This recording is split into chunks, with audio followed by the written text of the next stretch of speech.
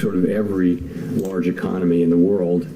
Yo, nouvelle vidéo de la série. Attendez, je vais mute Powell. Et ouais, c'est moi le boss du serveur ici. Ouais, faites pas gaffe à mes cheveux parce que c'est n'importe quoi. Et alors aujourd'hui, comme vous le voyez, c'est FOMC. Et ce FOMC a été du price action le plus propre que j'ai vu de ma vie dans l'histoire des FOMC que j'ai vu dans ma vie. C'est waouh. Et donc il y a eu un trade, un très bon setup que je n'ai pas pris parce que c'était la session AM juste avant FOMC. Et habituellement, voilà, vous savez très bien ce que c'est. Et dans cette série de vidéos, même, j'avais fait une vidéo sur FOMC et de ne pas trader avant FOMC. Et ah, ils ont fini. Bon, ouais, je vais enlever ça sur OBS, comme ça on voit que mon écran de trading. Et alors, ce que je disais, c'est que j'ai pas vraiment besoin de vous expliquer comment est-ce que ça agit le jour du FOMC, qu'est-ce que ça fait, pourquoi est-ce que je le trade pas à la session AM juste avant, vu que FOMC ça sort à 14h, 14h30, enfin c'est 14h, les datas ici là, et puis 14h30 la presse conférence. Et alors la session AM on la trade pas.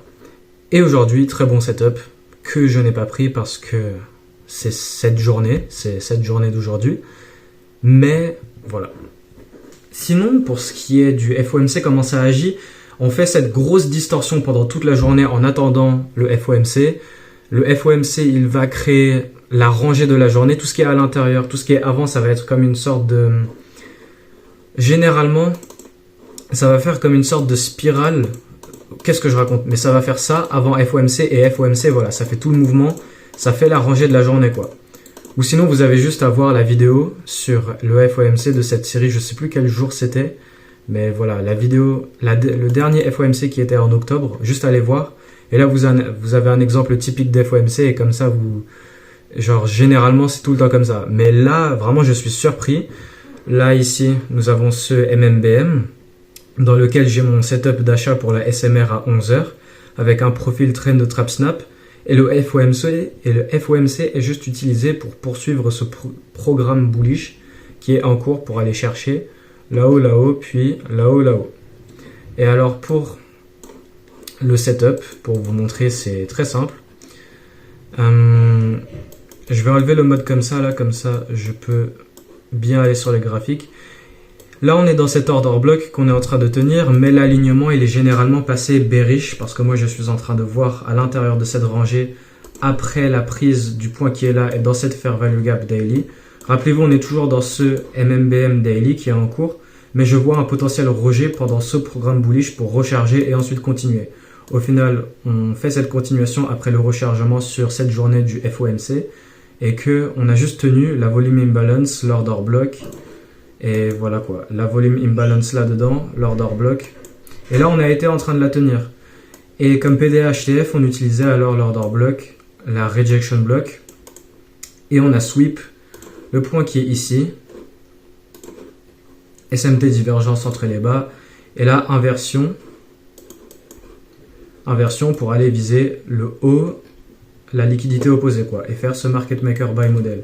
L'entrée, c'est sur le M1 et puis sur le M3 ça se traduit aussi. On a la IFVG qui se fait créer, stop loss en dessous là et première cible pour le 2RR classique sur le haut qui est là-haut. Et là ici on faisait cette sorte d'attente en attendant le FOMC et après même si j'aurais pris le trade, voilà, je suis dans le trade, la direction est en cours et il y a deux options, soit le FOMC va être utilisé pour propulser le prix dans le sens où il est censé aller d'après l'analyse ou alors il va complètement se retourner dans le sens opposé. Et là, sur la bougie de 14h, là, on arrive, bam, on perce et on atteint la première attirance de liquidité. Et puis, ensuite, on arrive vers le haut de la journée actuelle. Et ensuite, on va chercher les hauts qui sont plus hauts là-haut pour faire le plus gros MMBM. Et voilà. Alors, à l'intérieur de cette rangée, on a fait le retournement, prise des bas qui sont ici pour ensuite aller là-haut. Sur cette journée du FOMC et j'ai pas pris le trade. Et c'est alors ce que je disais, même si cette bougie, ok, elle a de quoi faire ce que c'est qu'elle a fait, du coup, de continuer le mouvement, mais elle aurait très bien pu percer à la baisse et c'est ça que je me dis. Et ce genre de FOMC, c'est vraiment rare. Comme je vous ai dit, c'est la première fois que je vois ça. Très beau price action et en aucun cas je vais dire ok j'ai raté mon setup. C'est un très bon setup mais je l'ai pas pris parce que c'est FOMC et ça je pouvais pas le savoir. Moi dans mon expérience de FOMC, ils sont tous exactement comme ils sont dans les FOMC précédents quoi. Si vous savez de quoi je suis en train de parler, si vous voyez ce que je veux dire. Ouais voilà, si vous voyez ce que je veux dire. Mais là c'est la première fois que ça a été comme ça. Et je vais pas changer de trader le FOMC ou pas, je vais continuer à ne pas le trader. Et là, c'est un petit peu rare. Et puis voilà, il y aura toujours des prochains setups. On verra pour la suite. Il y aura toujours des prochains setups plus tard. J'ai juste à trader mon modèle, là il s'est présenté. Mais ouais, sinon, retour, prise interne, breaker block dans les gaps. Et là, on réinverse, mais ça c'est juste avant 14h et entrer là, c'est plutôt risqué vu qu'on a 14h. C'est que là, en fait, ce qui est chiant un peu dans la vidéo, j'adore vraiment faire les vidéos. Là, ça fait un petit moment que j'ai pas fait de vidéo, mais j'adore faire les vidéos comme ça le soir après la journée de trading. Mais ce que je disais, c'est que ce qui est chiant dans la vidéo, c'est que après le prix a fait ce qu'il a fait, on dirait, je sais pas, c'est trop facile et j'ai du mal à expliquer. Alors que sur le moment, même si je vois un très bon setup, à tout moment, le prix juste, il va faire rien du tout. Bah, comme il a été en train de faire, hein, mais et après, on utilise le FOMC pour y aller, mais le FOMC, généralement, il va faire voilà, il va faire tout ça, quoi. Et du gros volume, mais là, on a le gain de volume. Et puis, quand je dis du beau price action, on a vraiment un beau price action à l'intérieur de ça. Là, on a le trade, on a l'inversion, le MSS M1. Voilà, inversion du mouvement de manipulation. Et à l'intérieur de là, pendant le FOMC, il y avait des bonnes opportunités pour les traders type 1 minute qui trade les setups type serré. Là, on arrive, prise interne, inversement pour aller viser l'opposé. Là, ici, on revient à prise interne, SMT divergence, inversement pour viser opposé. Et tous les mouvements d'aujourd'hui, je les ai prédits. Ici, il y avait, bon, je vais pas vous détailler toute la journée, mais là, on avait, à partir de ce point-là, la sweep, PDA à l'intérieur, rangée baissière. Et là, on fait ce MMSM. Et puis après, il y a ce retour pour sweep interne ici, se retourner pour aller chercher le bas qui est là. Et puis là, maintenant, on se retourne pour faire ce market maker buy model. Et c'est ça vraiment que je veux vous montrer. C'est pas que FOMC. Là, on a eu une journée plutôt spéciale sur ce FOMC. Mais généralement, le FOMC que je le trade pas. Mais même à part ça, généralement, je veux bien vous montrer comment tu peux prédire presque tous les mouvements. Mais tu vas pas intervenir et tu vas que rester focus sur ton modèle et suivre un petit bout du gâteau spécifique une fois que ta pattern, une fois que certaines conditions précises de ton modèle soient alignées pour prendre ce trade. Et voilà quoi, je vais pas vous faire... Et je vais pas montrer l'US 30 non plus, voilà, je vous ai montré le setup. Et j'ai dit tout ce que c'est que j'ai à dire. Voilà. Price action, mais juste magnifique, ça a été tellement propre aujourd'hui. J'ai été sur le graphique depuis à peu près 8h30, on a placé le point haut ici à 8h30, pile sur le 1 minute. Et c'était... voilà quoi, prise interne. Dans l'order block, la fair value gap. Ici on a ce MMSM pour venir en dessous pour la continuation, venir chercher ça, et là un retournement pour ce MMBM qui se connecte avec le plus gros MMBM. Après moi quand je vois les order blocks, on est passé en dessous du, comment ça s'appelle là, le CE là, le 50%, mais après on est toujours en train de la tenir. Et on a la volume imbalance aussi. Et là après on utilisait la RB aussi. Mais ouais. Voilà pour le setup d'aujourd'hui que je n'ai pas pris parce que c'est FOMC.